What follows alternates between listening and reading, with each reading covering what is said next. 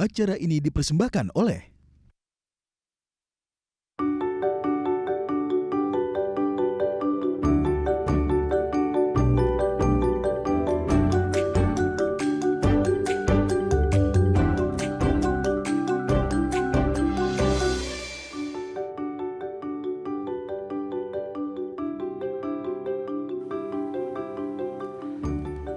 Halo pemirsa, apa kabar Anda hari ini? Senang sekali saya Raden Mardias dapat kembali menemani Anda dalam sebuah program talkshow yang inspiratif. Ini dia Bincang Sehati.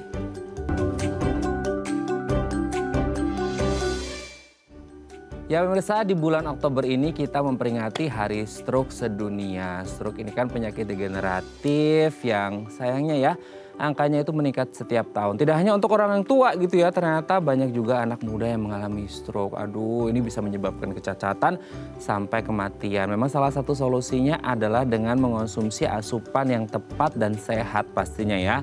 Nah, apa contohnya asupan yang tepat untuk mencegah stroke? Ada namanya PeptiBran. Ini adalah produk nutrisi dari Kalbe Pharma yang diformulasi secara khusus ya sebagai pelengkap dan pengganti asupan. PeptiBran ini mengandung tinggi protein, vitamin otak, dan pastinya B kompleks yang baik untuk kesehatan saraf kita. Jadi kalau Anda ingin memiliki saraf yang sehat, otak yang sehat, tubuh yang sehat, ayo segera konsumsi PeptiBran ya. Karena kan kita sering dengar ya, you are what you eat gitu ya. Jadi kita itu apa yang kita makan. Jadi kalau kita makannya yang sehat, konsumsinya yang sehat, asupannya yang sehat seperti PeptiBran gitu ya, ya kita akan sehat. Kecuali kalau konsumsinya nggak sehat, ya tau lah ya, you've got the answer ya. Jadi kalau kita makannya nggak sehat ya juga hasilnya nggak sehat. Makanya konsumsi PeptiBran sekarang juga. Oke, untuk membahas tema kita hari ini ya, kita akan mencoba mencegah stroke dengan asupan pola makan yang sehat. Telah hadir bersama kami di studio Bincang Sehati ada Dr. Maria Haryono MGizi SPGK Vinem, spesialis gizi klinik. Selamat pagi Dr. Maria, apa kabar? Selamat pagi Mas, luar biasa sehat. Sehat ya, sehat itu bisa terpancar dari auranya, Wah. dari semangatnya ya. Karena hari ini semangat, betul, ya? kita Betul ngelihat banget. Dr. Maria ini semangat banget, sehat banget. Karena pasti asupannya pas ya dok ya, asupannya sehat. Karena sudah paham ya. Karena sudah paham, ya iyalah dok ya, dokter gizi. Oke, dok, hari ini kita akan membahas salah satu penyakit yang aduh, ini kayaknya jadi apa ya dok, top 3 momok gitu ya di seluruh dunia ya. Sampai kalau ngomongin ini tuh kayak kita sering nelen ludah, sering deg-degan, sering cemas gitu ya. Karena banyak banget kasus penyakit ini yang akhirnya berujung pada ya sorry itu saya kematian gitu ya. Kita lihat juga mungkin tingkat mortalitasnya juga lumayan tinggi juga gitu ya kalau kita berbicara tentang stroke. Nah, boleh dijelasin nggak sih dok, stroke ini sebenarnya apa gitu? Kan kita sering dengar sampai kayak aduh serem deh pokoknya kalau ngomongin stroke ya, ada yang jatuh di kamar mandi lah tutup gitu ya sampai nggak tertolong. Itu gimana sih dok stroke itu? Iya, jadi harus paham dulu bahwa sebenarnya stroke itu berarti adanya gangguan di otak yang diakibatkan oleh terganggunya suplai darah. Oke. Jadi terganggunya suplai darah ini kan bisa jadi karena pembuluh darahnya menyempit atau mungkin yang kita bilang pembuluh darahnya jadi pecah gitu ya. Nah, kenanya area otak yang mana itu yang kadang-kadang kan tidak terduga ya, tidak terduga. Jadi gejala yang ditimbulkan pun bisa berupa gejala yang mulai ringan bahkan sampai berat, dan itu semua juga tergantung area bagian mananya otak nih yang terkena atau terdampak tadi. Oh, berarti ini kalau dokter bilang bahwa tergantung area mana di otak, berarti ini akan beda-beda. Maksudnya gini, apakah di satu area tertentu di otak ini bisa menyebabkan stroke, sementara di area yang lain nggak bisa menyebabkan stroke, atau enggak, beda tetap kena tapi beda jenis stroke-nya atau gimana tuh? Bukan beda jenis stroke-nya. Jadi stroke ada yang orang secara general, ini biasanya dokter saraf ya, dokter spesialis saraf gitu.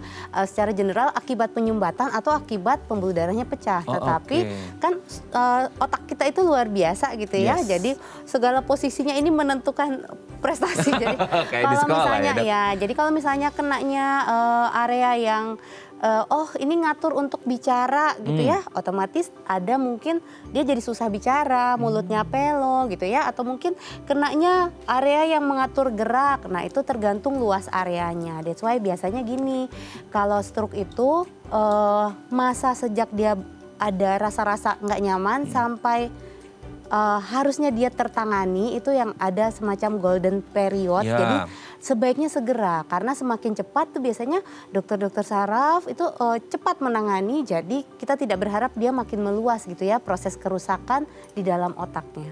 Nah itu sendiri ya, karena kita tahu ya dok ya, otak ini kan markas besar lah bahasanya dok Iya, ya. Ini yang headquartersnya gitu iya, ya. kita bisa ngobrol gini kan juga karena salah satunya kita bisa mikir gitu ya. Iya kan tadi aku juga bilang dokter hari ini terlihat auranya baik karena bisa melihat. Nah melihat itu kan kerja otak juga ya dok ya. Oh, oke. Tapi kalau berbicara stroke dok, faktor risikonya apa aja sih kalau orang bisa mengalami stroke? Karena kan kita lihat ya ternyata jumlah penyakit pasien stroke itu kan banyak. Berarti kan ada sesuatu nih dengan faktor risikonya apa aja sih dok? Nah itu dia, jadi faktor resikonya biasanya memang berhubungan dengan lifestyle. Sebagian besar berhubungan dengan lifestyle. Jadi seorang dengan berat badannya berlebih atau obesitas. Nah obesitas ini biasanya kita kaitkan dengan tumpukan lemaknya yang banyak gitu ya. Lalu lagi seorang dengan gangguan gula darah. Biasanya orang sebutnya kencing manis ya, diabetes. Kalau nggak pernah periksa dan nggak pernah tahu kalau dia gula darahnya ternyata ada gangguan gula darah, ya nggak tahu kalau ada faktor resiko ke arah komplikasi termasuk komplikasi ke stroke. Kemudian hipertensi atau darah tinggi. Lalu juga kayak gini nih pola hidup seperti merokok gitu ya. Kemudian pola hidupnya manajemen stresnya mungkin, lalu kurang olahraga. Jadi ini merupakan satu kesatuan yang memang sebaiknya kalau bisa dicegah, kita harusnya bisa cegah. Oke, dok ini menarik ya. Tadi di awal dokter menyebut salah satunya kan pola hidup sehat itu salah satunya obesitas gitu ya. Nah obesitas atau ya tadi sebenarnya relate juga ya ke gula, ke hipertensi. Mau nggak mau gini, selama pandemi ini ada dua sisi sih sebenarnya. Maksudnya di satu sisi itu kita jadi lebih aware dengan kesehatan, terutama higienitas ya, cuci tangan segala macam gitu ya, semprot sana sini gitu ya. Tapi ada satu juga hal yang mungkin agak susah terhindarkan itu sedentary lifestyle, di mana banyak orang karena WFH gitu ya dok ya, kan udah PW juga mungkin ya, posisi enak di rumah. Sambil kerja, sambil ngemil, nggak sadar 2 tahun pandemi, tiba-tiba timbangannya jarumnya udah ke kanan, terus nggak mau ke kiri ya dok ya. Nah itu gimana dok? Itu berarti bisa menjadi pencetus juga orang mengalami obesitas, gula darah, ataupun hipertensi tadi dong berarti? Ya intinya gini, dibalik ngemil itu kan seneng ya. Iya seneng sebenarnya. Makan enak itu kan menyenangkan ya, itu hal yang menyenangkan itu tidak apa-apa dilakukan. Yang penting kita mengetahui prinsip harus ngapain sih, makan yang seperti apa yang menyenangkan tetapi kita tetap sehat. Ngemil seperti apa ya tapi kita tetap sehat. Kemudian jangan lupa tadi ada lifestyle yang lain. Jadi pola istirahat, ya konsumsi cairan, jauhi asap rokok, kemudian jauhi merokok juga, alkohol dan lain sebagainya. Lalu periksakan diri. Jangan lupa olahraga. Jadi memang ya tadi ya pandemi ini ada yang lifestyle-nya jadi berubah, jadi lebih jadi lebih banyak waktu ini untuk olahraga. Ada juga yang karena kerja dari rumah, di belakang laptop terus menerus, otomatis tidak ada yang lain selain mungkin bolak-baliknya ke kulkas kali ya, atau pesan-pesan gitu. Nah itu juga harus bisa dikendalikan. Jadi harus seimbang juga dengan aktivitas fisiknya ya. Tetapi jadi gini nih Mas Raden, kita kan ngomongnya pencegahan, kita harus juga mikirkan bagaimana orang-orang yang memang sudah terkena stroke loh. Iya. Ya kan? Jadi balik lagi semuanya harus dipikirkan, mencegahnya gimana, orang yang sudah terkena stroke, ayo kita perbaikinya juga seperti apa, nutrisinya terutama ya. Betul. Jadi benar-benar harus mengonsumsi, jadi bukan excuse ya, maksudnya ini kan menimbulkan bahagia nih ngemil, tapi juga harus ngemilnya yang sehat ya dok ya, jangan malah pinginnya manajemen stres katanya ya dok ya, healing nih gitu ya, tapi ternyata makannya nggak bagus juga. Nah sebenarnya kalau kembali lagi ke stroke, apa sih dampak dari stroke itu sendiri dok? Kan kayaknya udah jadi momok banget ya gitu. Apa sebenarnya dampak dari stroke ini sendiri? Ya macam-macam tadi, karena tergantung daerah mana ininya, suplai darah yang terganggu itu daerah mana. Ada yang kemudian gejalanya jadi ringan aja gitu ya. Hanya dia memang rasanya nggak nyaman, begitu diperiksa dia karena takut periksa ke dokter, dilakukan pemeriksaan lengkap oleh dokter spesialis saraf, oh ternyata ini stroke-nya ringan. Jadi karena dia cepat penanganannya, kemudian dikendalikan semua faktor-faktor resiko gitu ya. Jadi dia bisa kembali biasa, tapi dengan catatan harus dikendalikan lagi semua ya, entah pakai obat gitu ya, dibantu pakai obat itu sebaiknya rajin kontrol dengan dokter saraf.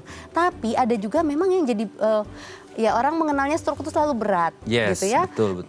Mungkin terus butuh waktu perawatannya jadi lama. Ada yang sampai harus di rumah terbaring. Ada yang mungkin sekian lama sebelah sisi tubuhnya masih lemes gitu ya. Oke, kalau itu yang terjadi, tetap lakukan kontrol rutin gitu ya. Kemudian lifestyle-nya diubah, pola makan nutrisinya juga disesuaikan gitu ya. Kan orang stroke macam-macam, ada yang masih bisa kerja gitu ya, ada yang masih ternyata juga menelan susah harus pakai selang makan. Jadi kita menyesuaikan semua kondisinya. Nah ya kalau mau tahu gejalanya ya kita nggak bisa seragam bahwa semua orang akan pincang-pincang gitu, enggak juga ya. Akan berbeda ya dok ya. Oke, memang penting ya dok ya. Tadi dokter bilang mengontrol, mengendalikan. Salah satunya adalah pola makan hidup yang sehat. Ini mungkin menjadi salah satu cara untuk mencegah atau meminimalkan lah ya terjadinya stroke. Nanti mungkin kita akan bahas lebih mendalam lagi di segmen selanjutnya ya dok ya. Oke pemirsa, kalau Anda punya pertanyaan seputar tema kita hari ini boleh loh di 021 290 3244 atau di Instagram kami di @daifamily. Kami akan kembali saat lagi.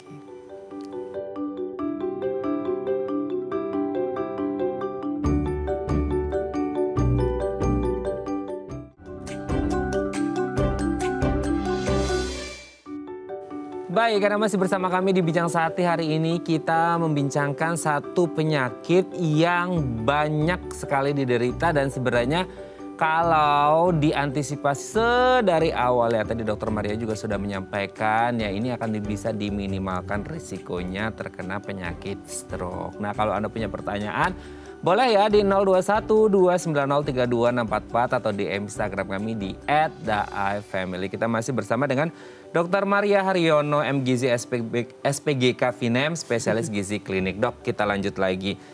Tadi kan di segmen sebelumnya udah bahas ya kita seputar makanan gitu ya. Nah, kalau ngomongin pengobatan pasti semua penyakit harus diobati ya dok ya. Tapi kan lebih baik sedia payung sebelum hujan, betul ya dok ya?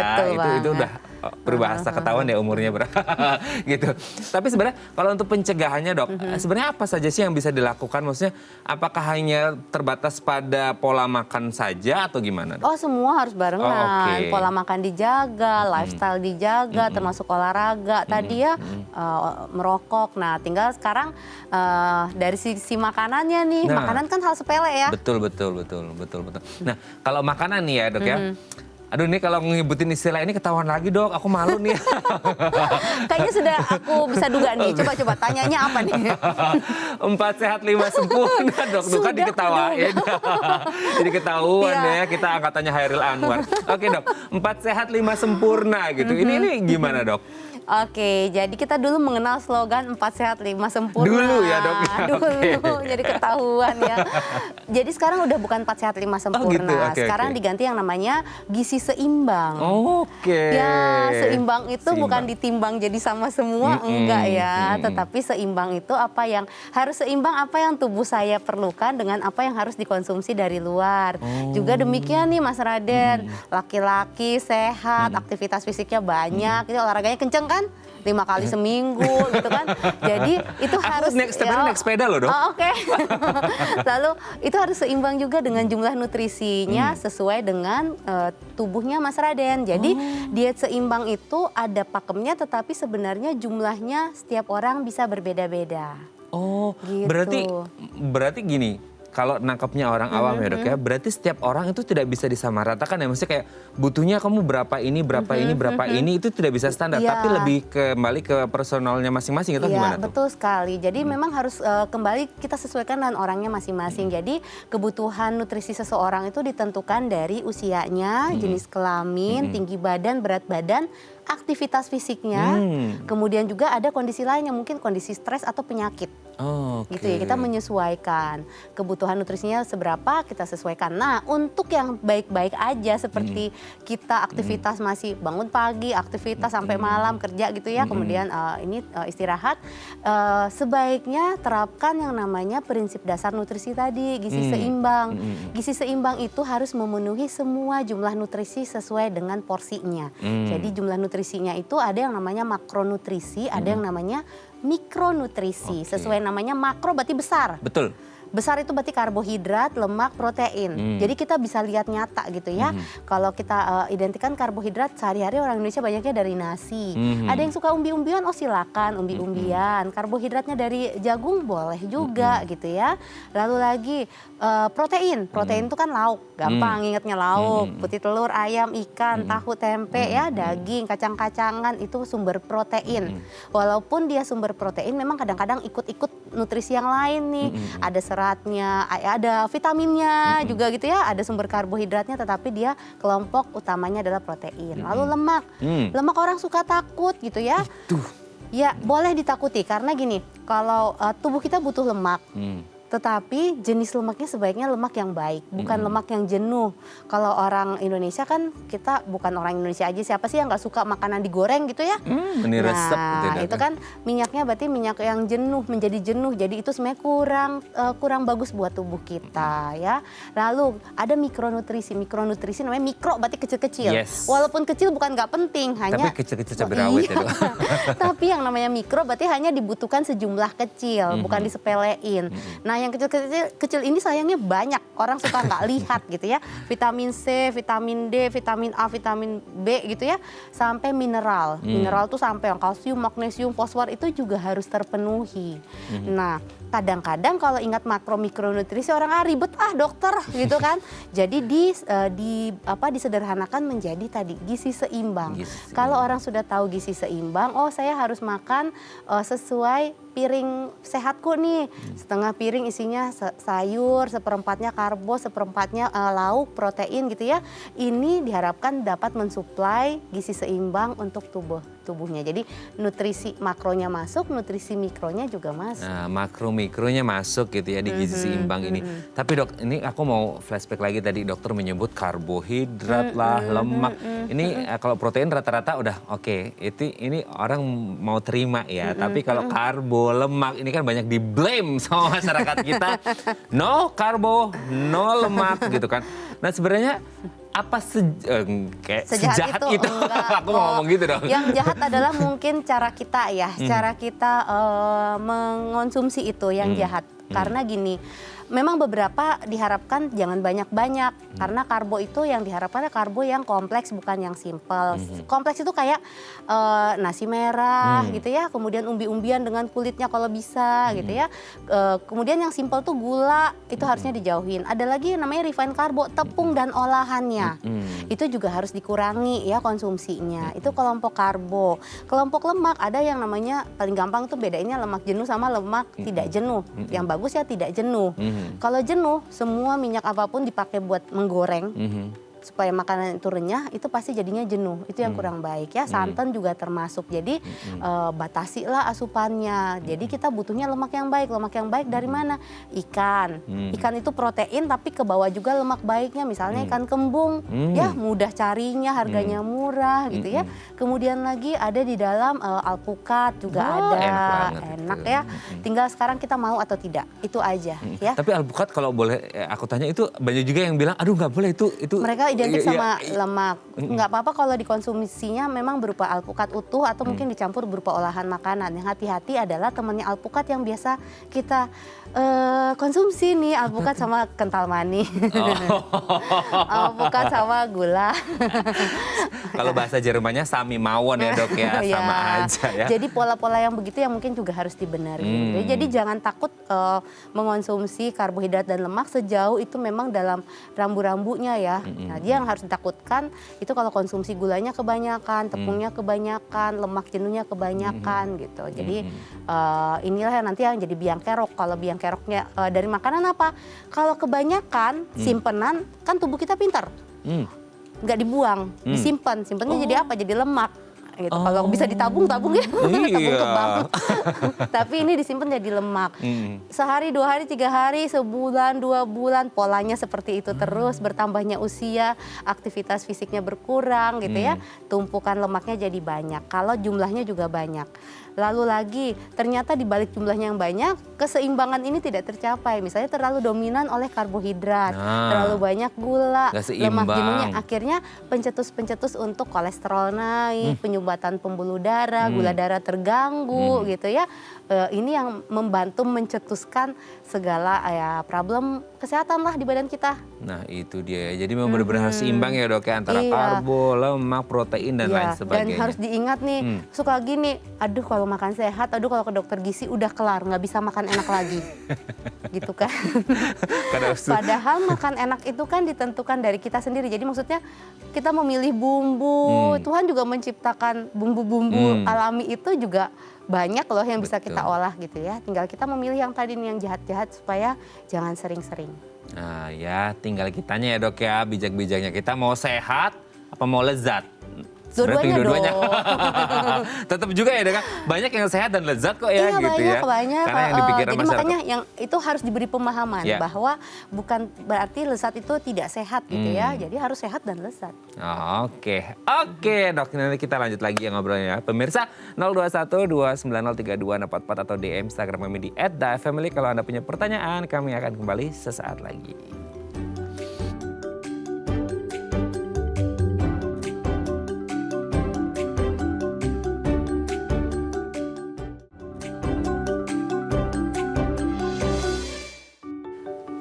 Baik, karena masih bersama kami di Bincang Sehati, kita masih membahas seputar stroke dan bagaimana caranya supaya pola makan kita tetap terjaga untuk meminimalkan terjadinya stroke atau kalau yang sudah mengalami stroke bisa diminimalkan dampaknya ya. Tadi kan sudah disebutkan sama Dr. Maria dampak dari stroke ini sendiri.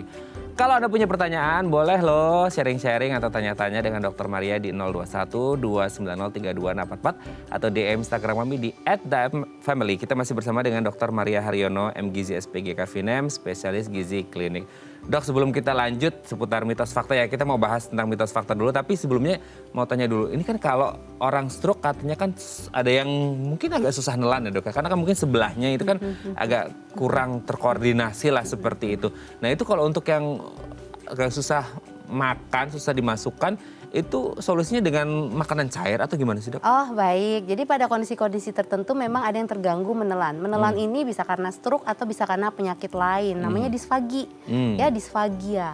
Kadang-kadang disfagia itu bisa karena area sininya nggak mau kerja atau memang karena kontrol dari pusat, dari otak itu nggak bisa.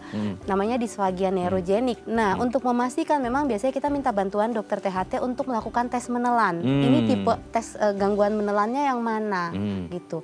Untuk sementara biasanya kan karena ini jalur utama nih buat makan. Nah kita akan pikirkan gimana caranya supaya nutrisi ini bisa tetap masuk ke perut, dicerna dan terpakai gitu dong ya. Betul. Walaupun di sininya masih tanda tanya kenapa gitu. Nah sembari dicari, dilihat kalau ternyata bisa pakai makanan yang cair, tetapi pilihan makanan cairnya pasti harus yang khusus. Kemudian kalau misalnya tidak bisa, ternyata tetap beresiko tersedak, berarti kita cari alternatif apakah pakai selang makan. Hanya orang suka takut tuh kalau pakai selang makan, berarti udah berat banget gitu ya kayaknya. Selang makan atau sonde orang biasa sebutnya. Padahal itu sebenarnya enggak, karena itu justru menyelamatkan. Sejauh selangnya itu sudah terpasang aman, yang pasti ya pasang harus tenaga yang ahli dong ya. Masukin. Iya, jadi kita pasang selang makan. Selang makannya tujuannya supaya makanan dari luar yang biasanya dikunyah-kunyah ditelan, kali ini tidak perlu dikunyah tapi langsung masuk ke dalam lambung. Supaya tetap fisiologis kerja berikutnya gitu ya, dan nutrisinya tidak terganggu. Lalu kemudian sambil dievaluasi, pemberian bentuk makanannya ini yang biasanya disesuaikan. Bisa berupa makanan yang bentuknya cair. Kalau menelannya masih boleh pakai yang cair, itu kan biasanya diperiksa ya. Intinya jangan sampai tersedak aja, kalau tersedak kan masuk paru-paru gitu.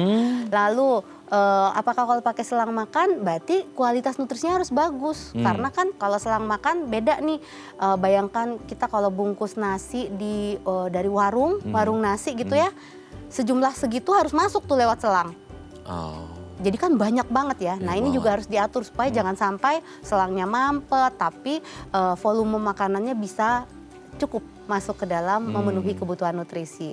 Jadwal makannya diatur gitu. Oke, berarti memang benar-benar harus memilih produk yang tepat ya dok ya, Ya. gitu ya untuk konsumsi makanan bagi pasien stroke ini sendiri. Jadi jangan sampai salah pilih produk nutrisi untuk asupannya karena ini penting banget ya intake bagi pasien stroke. Oke dok, kita lanjut ke mitos fakta ya. Ini ada beberapa, ini saya nggak sabar ini karena ini kayaknya udah terlanjur di masyarakat kita nih dok. Aku baca satu-satu ya. Yang pertama, stroke itu katanya penyakit keturunan. So kalau orang tua kita nauzubillah gitu ya, kena stroke, anaknya kena stroke juga tuh gimana tuh Aduh, dok? gawat deh. Gawat ya dok ya. Oh ini pastinya mitos sih. Mitos ya. Iya, tidak harus ya kalau biasanya emang gitu ya bahasanya iya nih bapak saya juga dulu stroke gitu kan misalnya Tapi iya dulu banyak yang ngomong kayak gitu. Jadi yang harus dilihat mungkin faktor resikonya. Mungkin orang tua kita ada faktor resiko hipertensi atau diabetes yang menyebabkan yang tidak terkontrol yang menyebabkan stroke. Berarti kita sebagai keturunan berikutnya juga harus waspada. Jadi harus rajin periksa. Jangan sampai faktor resiko itu juga timbul akhirnya kita beresiko besar terkena stroke. Faktor risiko itu bisa jadi karena lingkungan sekitar yang membentuk atau secara genetik ada? Bisa secara genetik dibantu lingkungan. Jadi misalnya sudah Disupport ada lagi nih malah. genetik orangnya masih masih ya makannya sembrono gitu ya. Tapi bisa juga genetiknya nggak ada secara tidak diturunkan. Misalnya tidak ada resiko diabetes secara genetik, tapi lifestyle-nya ampun-ampunan. Tidak ada perubahan sama sekali. Akhirnya usia bertambah, ya diabetes tetap bisa muncul, hipertensi bisa tetap muncul. Jadi resikonya ujungnya ya salah satunya ke stroke. Nah itu dia yang Amit-amit ngomongin. ya, jadi jangan sampai. Amin. Nggak tahu ini apa gitu. Tapi kalau selanjutnya dok, ini juga relate nih. Stroke, jantung, diabetes. Top 3 ya dok, kayak ini top 3 bukan prestasi sebenarnya. Ini katanya ini saling berkaitan dok. Ini gimana? Karena ini biasanya orang ngomongnya komplikasi. Udah pasti deh kalau stroke, diabetes, jantung dan lain sebagainya. Ya Gimana? sebenarnya kalau terkontrol harusnya kita bisa meminimalisir resiko-resiko yang tidak diharapkan. Biasanya gini, apa tadi dulu diabetes ya? Diabetes, oh ya, oke diabetes itu berarti gulanya harus terkendali. Kalau Oke. gulanya tidak terkendali kan proses kerusakan di dalam badan terus berlangsung. Kemudian kerusakan itu bisa kerusakan di pembuluh darah. Makanya kan kalau diabetes kalau diabetes itu kan kita mengenalnya ada kerusakan risiko-risiko stroke, gangguan di ginjal, di mata ya, di ujung-ujung gitu ya. Jadi bisa misalnya suplai darahnya di ujung jadi nggak bagus, jadi gangren gitu ya. Itu kalau tidak terkontrol lama. Jadi taunya gimana ya harus periksa gula darahnya. Lalu lagi jantung, penyakit jantung. Penyakit jantung sendiri itu macam-macam loh. Jadi kalau misalnya jangan pikir hanya serangan jantung gitu ya, penyumbatan pembuluh darah, tetapi kan di balik itu banyak ya, ada yang karena gangguan organ dari lahir, ada yang memang karena lifestyle. Biasanya kalau karena lifestyle itu menyebabkan resiko penyumbatan di pembuluh darah jantung yang halus-halus itu dan sangat krusial itu mudah terjadi. Misalnya kolesterolnya tidak terkontrol, diabetes tadi ya, kerusakan pembuluh darah. Jadi biasanya satu seri itu akhirnya rusak pembuluh darah di jantung, ganggu juga ke aliran darahnya ke otak. Jadi ya tadi balik lagi stroke itu kan supply ke daerah di otaknya terganggu. Gitu. Nah pusatnya ya, senternya di situ soal di otak. Masalahnya kita nggak pernah tahu sih, kita amit-amit ya, seseorang yang terkena stroke itu kan nggak pernah tahu ya, bisa di usia kapanpun. Jadi ya kita semua wajib lah menjaga lah, aku pikir ya. Nah betul menjaga dengan pola makan yang sehat salah satunya dok ya. Terus yang selanjutnya, stroke pasti cacat, gitu kan karena pasti banyak ya dok ya. Ini saya nggak lagi marahin dokter ya dok. Karena banyak orang yang mengalami stroke terus nggak bisa ngapa-ngapain, hanya bebaring aja. Itu mitos ya, tidak pasti. Jadi tetap saja kalau saya bertanya kepada teman-teman yang dokter spesialis saraf, ya selama cepat penanganannya, semoga recovery-nya juga cepat. Jadi gejalanya pun juga kan tergantung. Kalau pendarahannya luas areanya, berarti kan yang terkena dampak di tubuhnya juga luas ya, bisa seperti itu. Daerah krusial atau daerah yang pinggir-pinggir aja itu juga tetap. Iya, jadi kalau ujian apa tadi? Posisi menentukan.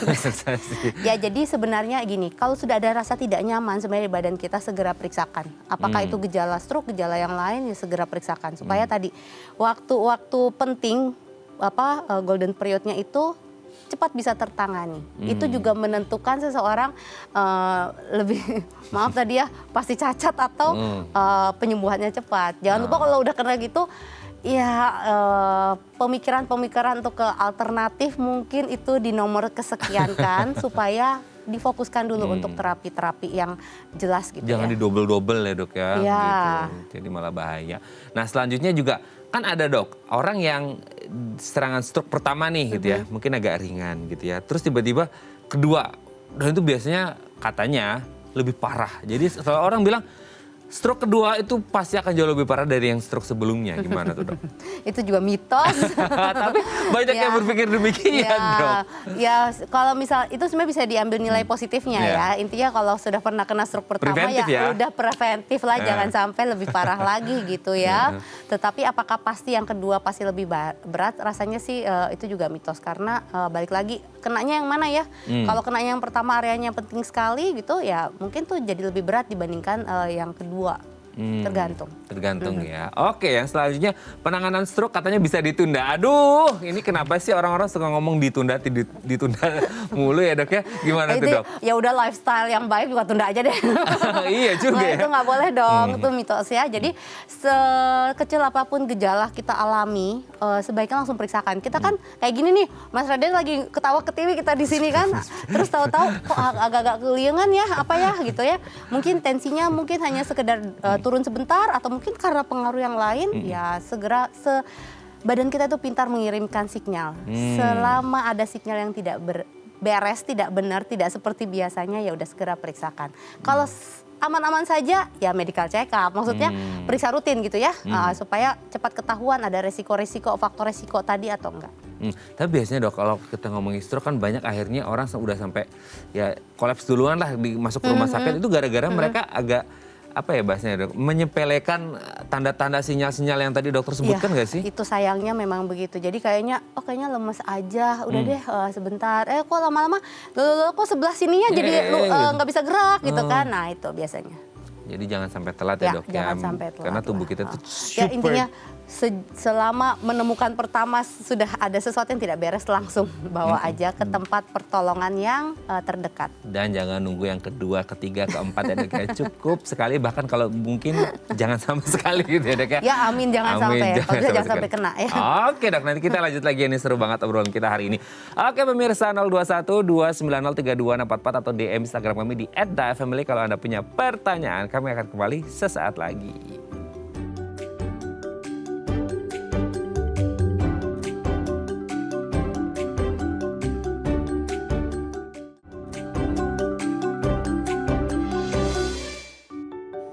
Baik, karena masih bersama kami di Bincang Saati, kita masih membahas seputar stroke dan ini sebenarnya bisa dicegah atau diminimalkan risikonya dengan mengonsumsi makanan atau asupan yang sehat ya. Pola makan, pola hidup yang sehat itu menjadi sangat penting. 021 290 3244 atau di Instagram kami di @dafamily kalau Anda punya pertanyaan seputar stroke dan makanan apa yang harus dikonsumsi ya. Oke, kita masih bersama dengan Dr. Maria Haryono, MGizi SPGK Finem, spesialis gizi klinik. Dok, kita mau lanjut lagi ya. Ini masih ngomong kalau tadi kan mitos fakta seputar stroke yang umum. Sekarang lebih ke yang konsumsi makanan, asupan, pola makan lah pokoknya ya. Karena ini sesuai dengan tema kita hari ini. Yang pertama adalah makanan sangat penting dalam mencegah stroke. Benar atau enggak, mitos atau fakta tuh dok? Benar banget. Benar banget, oke. Berarti ini rata-rata benar ya sekarang ya? Iya. Oke, gimana nih dok? Tergantung nanyanya apa. Tapi ya iyalah, itu bagian dari pengaturan lifestyle ya, betul, pola betul. hidup kita. Jadi ngatur makan. Hanya memang pola pikirnya itu yang harus diubah. Ada yang merasa sudah sehat-sehat aja, makannya sedikit merasa sehat. Ternyata isian makanan yang mungkin harus diperbaiki gitu. Betul. Nah, selanjutnya adalah ini juga kadang-kadang kita berpikir harus diatur makannya. Nah, biasanya kalau orang ngomong diatur makannya itu mau untuk yang diabetes aja. Nah, kalau stroke dok, sebenarnya pasien stroke ini harus diatur nggak sih makannya? Oke, berarti ini sudah kena stroke. Ya harus, karena gini, proses penyembuhan itu butuh apa sih? Kita bisa bekerja, badan kita bisa tidur nyenyak, bisa beraktivitas karena apa? Karena Tenaga, suplai energi, tenaga kan, betul. energi badan kita bekerja dengan baik, protein lemaknya cukup, vitamin mineralnya cukup. Jadi ya tadi pengaturan ininya lah orang yang kena stroke ya harus dijaga supaya proses penyembuhannya juga berjalan baik. Tentunya ya berbarengan sama yang lain ya. Pengobatan, fisioterapi mungkin. Nah ini harus berbarengan. Oke, diatur ini dalam artian jamnya kah atau porsi kandungannya kah atau apa dok? Semua. Semua. Balik lagi kalau struknya masih ringan-ringan saja, kemudian kemudian dokter minta kendalikan lifestyle ya, berarti mulailah itu tadi ya, kunjungi orang yang berkompeten. Kalau ada dokter gizi, kunjungi dokter gizi, kemudian diatur makanan apa sebenarnya yang harus dikurangi, cara makannya, apakah jam makan harus diatur atau tidak, itu disesuaikan masing-masing orang. Biasanya kalau diabetes jam makannya harus diatur. Kemudian lagi kalau misalnya ternyata harus pakai selang, termasuk saat beraktivitas sehari-hari, sebenarnya banyak loh orang beraktivitas tapi karena kondisi sesuatu dia harus pakai selang makan. Selang makan tuh ada yang lewat hidung, ada yang lewat perut gitu ya. Aduh, iya. Jadi itu juga disesuaikan. Jangan sampai merasa volume makanannya banyak, ternyata yang banyak air. Kayaknya saya udah full. Ternyata setelah dievaluasi dalam makanan yang masuk lewat selangnya itu ternyata didominasi oleh air bukan oleh makanan. Waduh. Itu hal yang sering terjadi dan wajar. Kenapa? Kita kan harus masukin gitu, harus dicairkan kan. Betul. Jadi campurannya harus yang bagus. Yang bagus ya. Oke. Nah, ngomongin apa yang bagus masuk, ini juga orang sering berpikir gini, khusus untuk pasien stroke tidak boleh makan lemak sama sekali. Tadi udah sempat ya kita ngomongin karbo, lemak segala macam. Nah, kalau ini gimana nih, Dok? Itu berarti apa? Mitos. Mitos. Oh, itu mitos. Jadi jangan, tetap kita butuh lemak. Lemak yang baik sekali lagi ya. Lemaknya buat apa? Sumber energi, supaya hormonal terjaga, fungsi-fungsi metabolismenya bagus, fungsi sarafnya bagus, karena itu juga butuh lemak yang baik untuk menjaga kualitas sel kita termasuk sel saraf. Nah, itu dia ya. Jadi memang semuanya harus ya tadi ya, kembali ke gizi seimbang. Ya, betul banget. Oke, Dok. Yang selanjutnya ini mitos atau fakta nih, Dok. Zaman muda harus investasi hidup dan makan sehat untuk mencegah stroke, jangan pas udah menunggu 50 atau 60, Dok. Gimana nih, Dok? Iya, itu saya setuju. Setuju ya, Dok ya? Harus dong ya.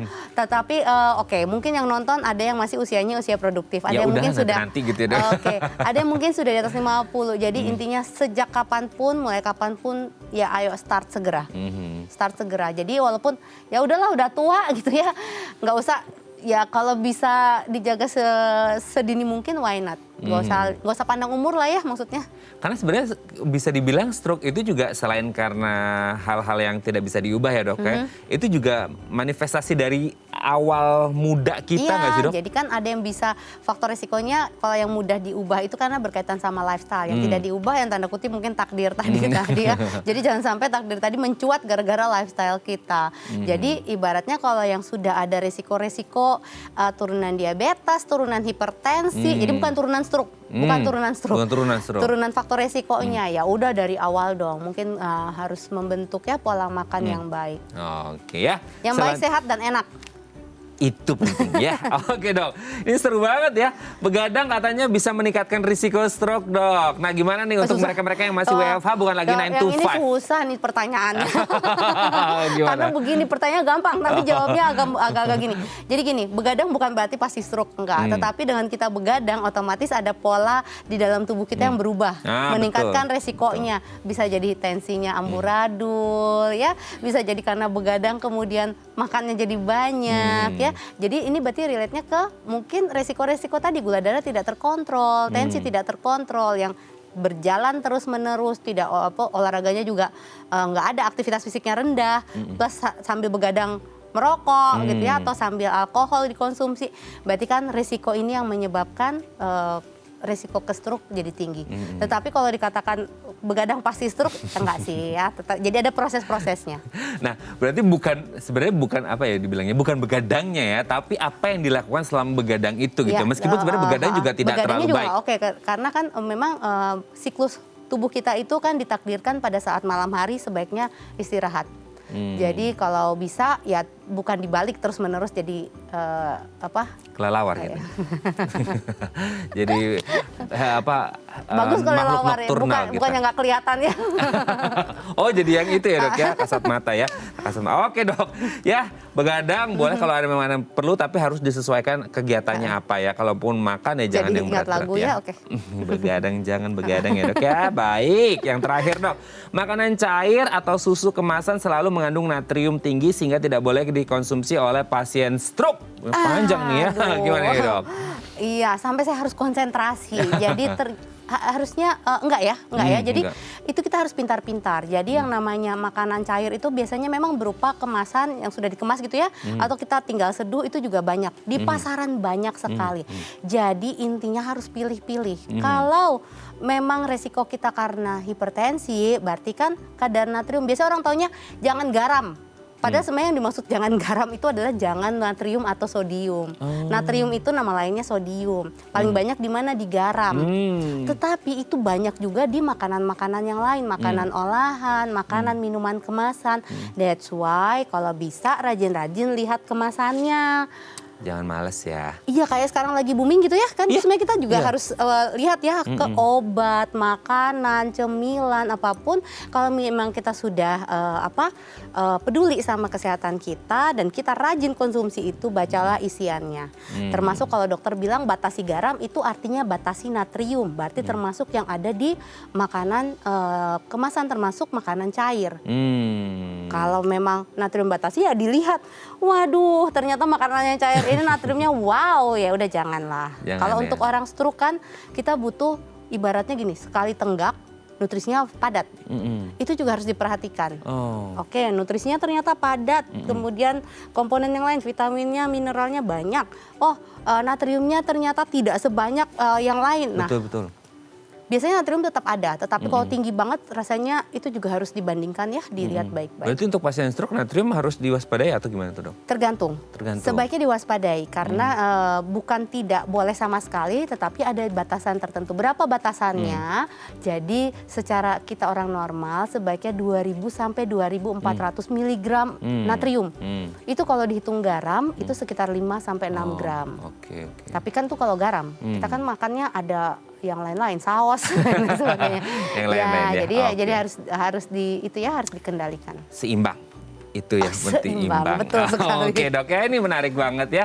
Oke, nanti kita lanjut lagi ya, Dok, di segmen terakhir. Oke, pemirsa 021 290 3244 atau di Instagram kami di @dafamily. Kalau Anda punya pertanyaan, kami akan kembali sesaat lagi.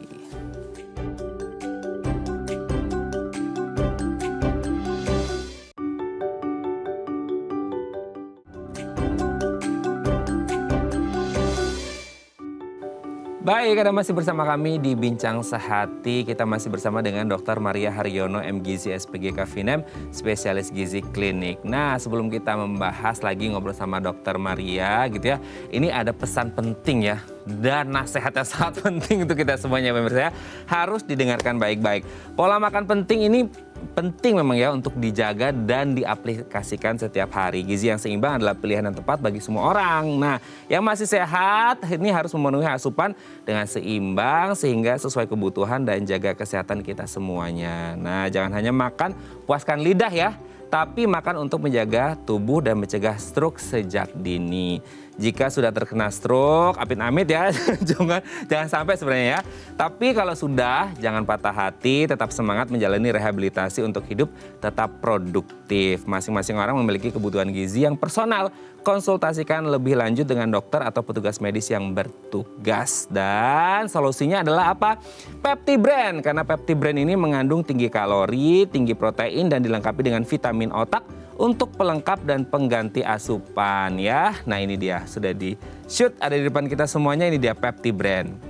Jadi kalau Anda ingin sehat, sehat sarafnya, sehat otaknya, sehat tubuh semuanya sehat, segera beli PeptiBrain, segera konsumsi bersama keluarga Anda tercinta di rumah. Semoga sehat selalu ya. Oke, Dok, kita lanjut lagi. Nah, kalau ngomongin tentang tips ya, Dok ya, sebenarnya tadi udah banyak ya tips yang disampaikan sama dokter. Tapi kalau berkaitan dengan makan ya, Dok ya, berat badan kan ini pasti relate ya, Dok ya. Si jarum meskipun sekarang sudah banyak yang digital ya itu. Tapi berat badan ideal juga bisa memengaruhi ke stroke juga nggak sih? Tadi kan sempat kita bahas tentang obesitas tuh. Ya, betul sekali. Jadi salah satu faktor risiko yang harus kendalikan memang obesitas. Apalagi kalau memang ada rame-rame obes iya, tensi iya, diabetes iya ya, gangguan jantung iya, jadi semua harus dikendalikan.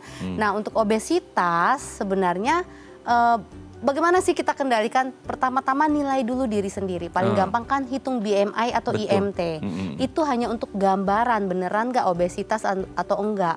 Tetapi juga tetap waspada walaupun Anda nih misalnya ternyata berat badannya baik-baik aja, IMT-nya kategorinya normal, atau ya over dikit ya, tetapi over ya oke lah, merasa over dikit gitu ya, padahal over banyak. Oke. Nah, yang harus waspada adalah sebenarnya komposisi di dalam tubuh. Kalau baik-baik aja tetapi isinya lemak semua, itu juga yang Bom harus waktu ya, Dok. Jadi kan obesitas itu sebenarnya tumpukan lemak. Hanya cara gampang memang hitung IMT, tetapi pastikan kadang-kadang memang diperiksa dengan bisa alat khusus gitu ya. Lalu orang-orang yang ternyata begitu hitung IMT, oh my god, aku ternyata masuk obesitas. Itu juga harus lihat dia badannya lean dipenuhi otot atau ternyata ya memang lemak gitu ya.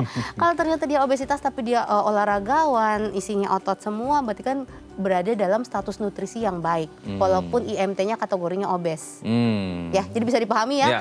Ingat, obes itu tumpukan lemak, dan tumpukan lemak tidak terjadi pada orang yang berat-berat saja. Orang yang ringan-ringan bisa juga ternyata tertimbun lemak. Meskipun IMT-nya lebih 0,5 tetap ya, Dok ya? Ya, kalau isinya lemak, wah separuh diriku ya. Oke, selanjutnya setelah makan, pola berat badan, aktivitas juga penting nggak sih, Dok? Aktivitas fisik? Banget, karena kan benefit dari aktivitas fisik, jadi sebenarnya gini, orang biasa merasa oke, olahraga buat kurus, harusnya enggak. Olahraga itu buat fit, buat sehat. Jadi target kita adalah menjaga supaya fungsi jantung kita sehat, kemudian masa otot kita terjaga, sirkulasinya juga baik gitu ya. Olahraganya ya sesuaikan, kalau tadinya misalnya orang tua ternyata kakinya nggak kuat, ya berarti kan bisa mengolah tubuh bagian atas. Betul. Gitu ya. Ternyata saya nggak pernah olahraga, langsung tahu-tahu olahraga dengan kencengnya sedemikian rupa, mendambakan yang gambaran-gambaran di internet seperti itu juga kan, jadi maksud saya lakukan sesuai dengan porsi masing-masing. Yang penting melakukan dan rutin. Rutin ya. Bukan berarti kemarin olahraga, hari ini langsung semua beres, nggak seperti itu. Jangan juga olahraga prestasi kayak atlet ya, Dok ya. Nah, ya kalau atlet beneran boleh. Boleh. Oke, selanjutnya, nah ini juga yang penting nih, Dok, kontrol gula darah, kolesterol, tekanan, itu idealnya ada nggak sih, Dok, kayak sebulan sekali kita untuk kontrol gitu, Dok? Oke, kalau itu kalau belum pernah, lakukan sedini mungkin, lakukan pemeriksaan yang lengkap mungkin, kalau bisa MCU dilakukan, ya? medical check up, atau mungkin kunjungi puskesmas. Kita kan kalau ke puskesmas atau mungkin ke center-center kesehatan kan tidak harus sakit ya. Iya dong ya, Nah gitu itu, ya jadi kita datang untuk oke, saya mau periksa, saya ada ini nggak resiko-resiko nggak, syukur-syukur sehat. Ya, kalau memang ternyata ada resiko, ya tadi gula darahnya, oh ternyata baik-baik aja badannya, tapi gula darahnya maaf Pak, maaf Bu, sudah mulai-mulai nih. Nah itu apakah harus diobati atau tidak, pemeriksaan kembali kontrolnya itu serahkan kepada tenaga medisnya. Oke, supaya sehat terus gitu ya, Dok ya. Oke, terima kasih Dokter Maria, hari ini kita dapat insight yang sangat luar biasa. Semoga kita sehat terus. Amin. Makanan kita terjaga, kita nggak terkena stroke gitu ya, Dok ya. Terima kasih Dokter Maria, salam sehat selalu ya untuk keluarga di rumah. Terima kasih. Oke pemirsa, itu tadi perbincangan kita, semoga bermanfaat ya. Untuk mendapatkan tayangan Dai TV yang jauh lebih jernih, Anda bisa segera beralih ke siaran TV digital dengan membeli set-top box-nya sekarang juga. Saya Raden Madlias pamit, sampai jumpa dan selamat menjelang akhir pekan. Sehat selalu bersama keluarga Anda tercinta di rumah. Sampai jumpa.